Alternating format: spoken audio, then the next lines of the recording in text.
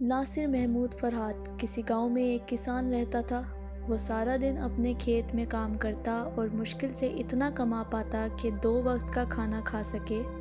وہ خود بھی بہت سیدھا سادہ تھا، مگر اس کو جو بیوی ملی وہ حد درجہ بیوقوف تھی۔ ان کی شادی کو کچھ زیادہ عرصہ نہیں گزرا تھا۔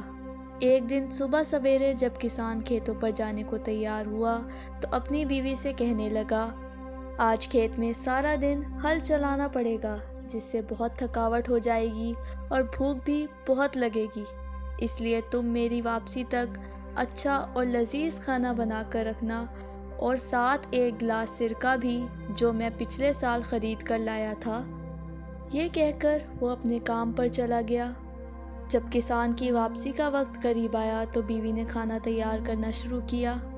اپنے شوہر کو خوش کرنے کے لیے اس نے گوشت کا ایک ٹکڑا لیا اور اسے آگ پر بھوننا شروع کیا۔ جب وہ پکنے کے قریب ہوا اور اس کی خوشبو آنے لگی تو اس نے سوچا کہ کھانا تو بس چند لمحوں میں تیار ہے، اب میں کوٹری میں جاؤں اور وہاں سے سرکے کے ڈرم سے ایک پیالہ بھر کر سرکہ نکال لاؤں۔ یہ سوچ کر اس نے گوشت کو وہیں چھوڑا اور خود ایک جگ لے کر کمرے میں چلی گئی اور سرکے کے ڈرم کی ٹوٹی کھول کر جگ اس کے نیچے رکھ دیا اور اس کو بڑھتا ہوا دیکھنے لگی۔ اچانک اس کو یاد آیا کہ کتا تو باہر کھلا گھوم رہا ہے، کہیں وہ گوشت ہی نہ کھا جائے۔ یہ سوچتے ہی وہ بھاگتی ہوئی وہاں سے نکلی اور باورچی خانے کی طرف لپکی۔ اس نے دیکھا کہ اس کا خدشہ درست تھا، گوشت کا ٹکڑا واقعی کتے کے منہ میں تھا اور وہ باہر کی طرف بھاگ رہا تھا۔ وہ کتے کو مارنے کے لیے اس کے پیچھے بھاگی تو وہ جنگل کی طرف دوڑا۔ کسان کی بیوی بھی اس کے پیچھے پیچھے تھی، مگر کتے کی رفتار اس سے زیادہ تیز تھی۔ وہ گوشت کا ٹکڑا لے کر جنگل میں غائب ہو گیا۔ تھک ہار کر مایوس و نا امید و افسردہ سی گھر واپس آ گئی۔ اس قدر بھاگ دوڑ سے وہ بری طرح تھک چکی تھی، اس لیے کچھ دیر چارپائی پر لیٹ کر اپنا سانس بحال کرتی رہی۔ اس دوران سرکے کے ڈرم کی ٹوٹی کھلی رہی اور جگ بھرتا رہا۔ جب جگ پوری طرح بھر گیا تو سرکہ اس کے کناروں سے اس وقت تک باہر گرتا رہا جب تک ڈرم پوری طرح خالی نہیں ہو گیا۔ کچھ دیر دم لینے کے بعد جب کسان کی بیوی کو سرکے کے ڈرم کا خیال آیا تو وہ ایک دم اٹھی اور کوٹری کی طرف بھاگی، مگر اس وقت تک ڈرم پوری طرح خالی ہو چکا تھا۔ یہ سب دیکھ کر وہ پریشان ہو گئی کہ اب کیا ہوگا۔ جب یہ سب شوہر کو پتہ چلے گا تو وہ بہت ناراض ہوگا۔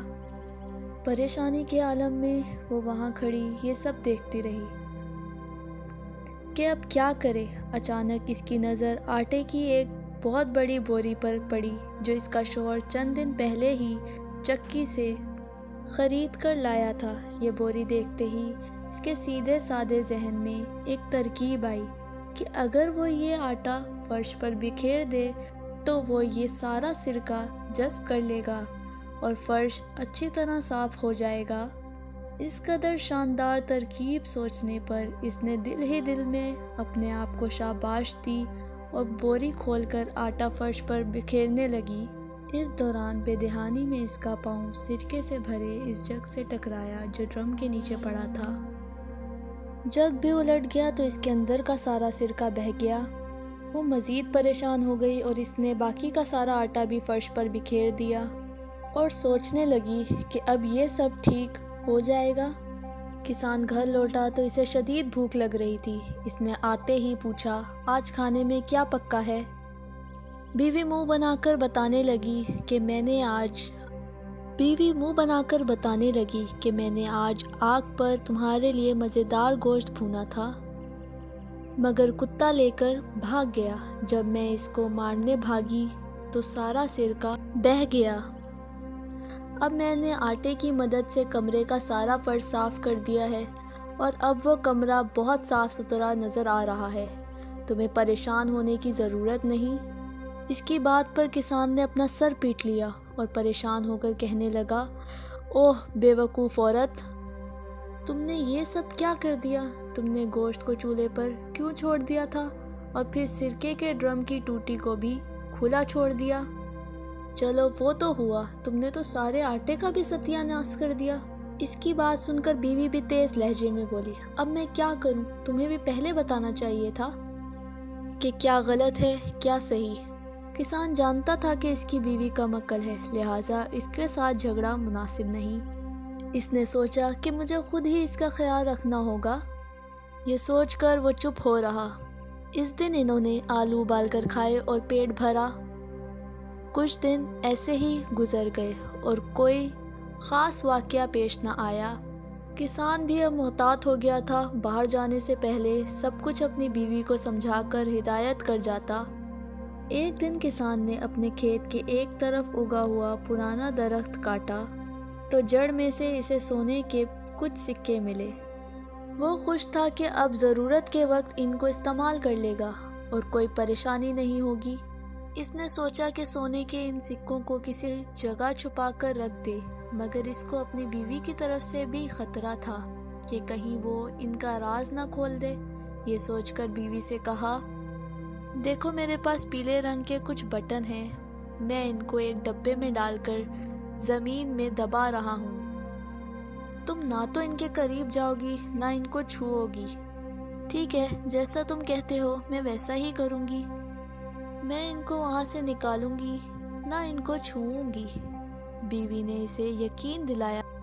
کچھ روز بعد جب کسان کھیتوں پر گیا ہوا تھا، گلی میں ایک پھیری والا آیا۔ اس کے ساتھ اس کا ایک مددگار بھی تھا۔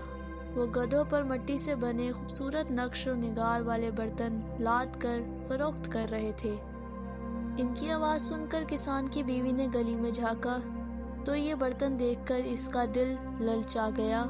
دیکھ کر پھیری والا پوچھنے لگا، کیا تم یہ برتن خریدنا چاہتی ہو؟ ہاں، مگر میرے پاس اس وقت رقم نہیں ہے۔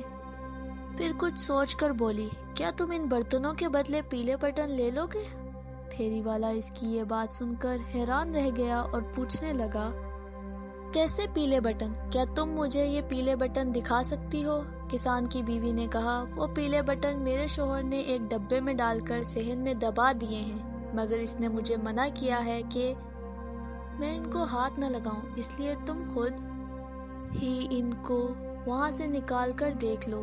اس کی بات سن کر پھیری والا حیران رہ گیا اور وہ فوراً صحن میں جا کر وہ جگہ کھودنے لگا جہاں نشاندہی کی گئی تھی۔ ڈبے کے اندر جب اس نے سونے کے سکے دیکھے تو باچھیں کھل گئیں۔ سارے سکے سمیٹ کر جیب میں ڈالے اور اس کے بدلے کسان کی بیوی کو اپنے سارے مٹی کے برتن دے کر اپنے ساتھی کے ساتھ فوراً وہاں سے 9-2-11 ہو گیا۔ وہ سمجھ گیا کہ یہ عورت اعلیٰ درجے کی احمق ہے، جسے پیلے بٹنوں اور سونے کے سکوں کا فرق بھی معلوم نہیں۔